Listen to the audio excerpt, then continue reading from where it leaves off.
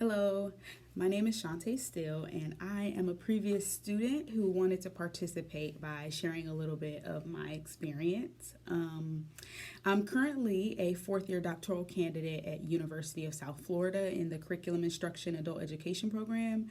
And what that means is that I finished all my coursework in my PhD program. I took my exam and passed it. And I also went before my four-person committee and proposed my research idea and have been given the green light. So I am ABD, as they call it, all but dissertation. And it's very possible that I might graduate and be Dr. Still by Christmas. I don't know. Please cross your fingers for me. Um, Basically, I attended Chico State in the child development program between 2004 and 2008. And my experience was a little unintentional.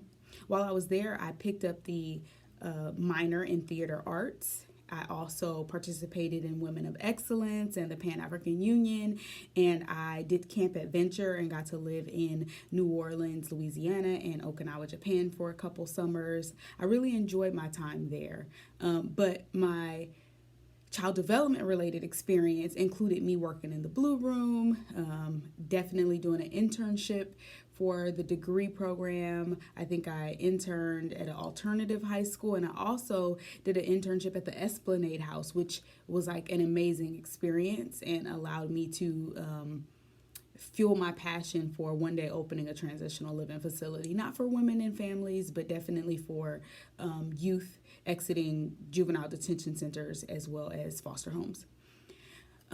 I was a first generation college student who was born and raised in Los Angeles, California. I was raised by my mother, who was diagnosed with bipolarism, and I didn't apply to college in advance. I happened to be addressed by a counselor 2 weeks before a deadline. I checked a bunch of boxes on the CSU application, and I accepted the school that accepted me first, and that was Chico State.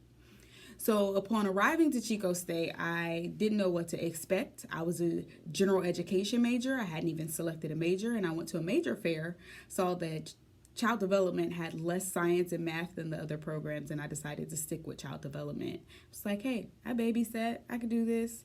But my time there was good. I was encouraged by a lot of staff and faculty. I got to support parents. I got to work with children and find out that there was an alternate way that didn't include corporal punishment and, that whole do as I say, not as I do mentality that adults tend to have with children. But even though I enjoyed my experience, I knew that working with children directly wasn't for me. I don't exactly enjoy being in the classroom with children. I prefer to support young adults and parents. So I also knew that I didn't want to become a director of a child care facility, and I hadn't thought much about what to do with my degree once I finished. Not a lot of people had conversations with me about what the options were after I finished until I was almost done. So I decided to stick with the program, and I wanted to go into higher education. I applied to a historically black college university, or HBCU for grad school, in North Carolina, where I got my master's in adult education with a concentration in counseling. I didn't even do the higher education program. But what I have learned is that my child development experience has been so helpful, because with adults, you always have to scaffold. You always have to use the strategies that you use with children on them to de-escalate conflicts.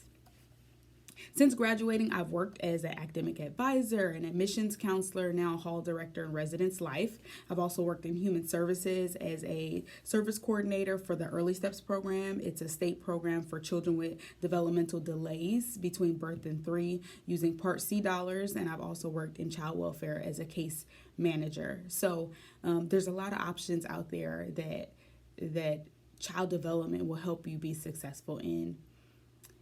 I wanted to share a couple of tips, and I also wanted to encourage you, if you were interested, you could feel free to reach out to me, connect with me on LinkedIn. It's Shantae Still on LinkedIn, and I know some people think LinkedIn's only for old people. I encourage my students and my RAs to join and create a LinkedIn page so that they can stay connected to professors. You never know when you're going to need a reference and when that person's not going to be at your institution. It's a great way to stalk people that you want to get a job with as well. My tips would be Don't worry if you're not sure what you want to do next. Child development is super helpful, important for human development overall. So you'll use your skills, do internships, and volunteer when you can to find out what aspects of jobs you like. Administration might be your niche.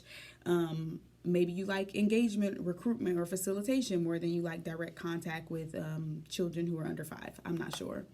If you have favorite classes that you really got a lot out of, would you like to teach those classes? Because if so, you might want to get a graduate degree in child development so that you could teach. One of my favorite classes, I think, was marriage and family. It was a class where I learned that a kid was a baby goat. I didn't know that before then. And then we got to talk about a lot of life skills that were practical, and then how my parents' decisions impacted my development in my youth. If you can, consider getting a job on a college campus after you graduate with your bachelor's degree. A lot of people don't know that if you work for a university, you typically get free classes as a part of the package. You get tuition remission. You can take 2 classes a semester and not have to pay for those. If I could go back and rewind the hands of time, I would have even become a janitor if necessary, or something, just to get those free classes. Life's fluid, so even if you don't want to go to graduate school, I would say that maybe apply to 2 graduate programs so you have options if you're accepted. You never know where you are in life. You might need to change, so I'll make sure one of those programs is out of state as well as in state. And then if I could go back, I would also have gotten my degree in student affairs or counseling. I feel that those are 2 programs that would have helped me because of my passion for working with college students around college campuses, and also my desire to help change the community and help others find a better quality of life related to their mental illness and or their emotional distress. And then try publishing.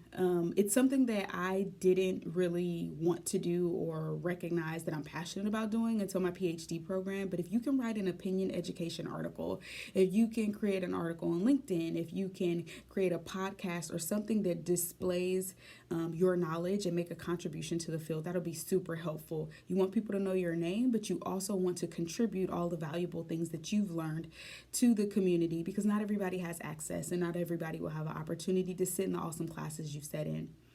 So, in the state of Florida, you only have to have a bachelor's degree to work in child welfare and experience with children, and they have a dire need for individuals to work as a director of child care facilities because they've changed the laws and not enough people have a background in child development and also the EC units that they need. I'm not trying to get you to relocate, but I did want to share.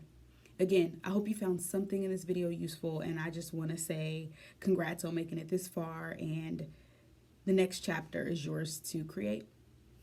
Bye.